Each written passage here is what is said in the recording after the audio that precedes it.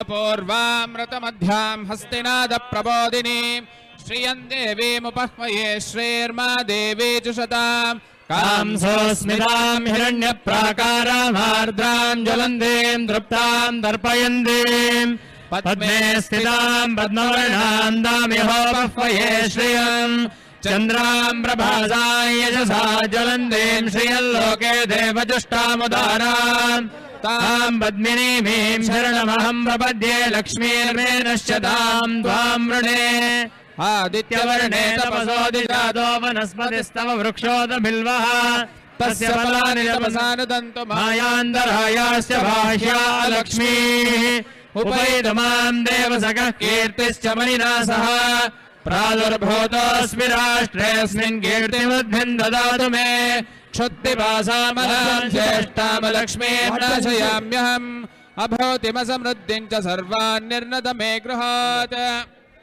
ಮಾಂಗಲ್ಯ ಧಾರಣೆ ಆಗುತ್ತೆ. ಅಕ್ಷತೆಯನ್ನು ಎಲ್ರಿಗೂ ಕೊಡಿ. ಎಲ್ರಿಗೂ ಅಕ್ಷತೆ ಬಂದಿದೆಯಾ? ಅಕ್ಷತೆ ಹಾಕೋರು ಯಾರೋ ಸ್ಲಿಪ್ಪರ್ಸನ್ನು ಹಾಕ್ಕೊಂಡು ಎಸೆಬೇಡಿ. ಮುಂದೆ ಬಂದು ಭಗವಂತನ ಸ್ಮರಣೆ ಮಾಡಿ ಅವ್ರಿಗೆ ಅಕ್ಷತೆಯನ್ನು ಹಾಕಬೇಕು. ನೀವು ಹಾಕಿದ ಪ್ರತಿಯೊಂದು ಅಕ್ಷತೆ ಅವ್ರಿಗೆ ದೀರ್ಘವಾದ ಆಯು ಆರೋಗ್ಯ ಐಶ್ವರ್ಯ ವೃದ್ಧಿ ಆಗಬೇಕು.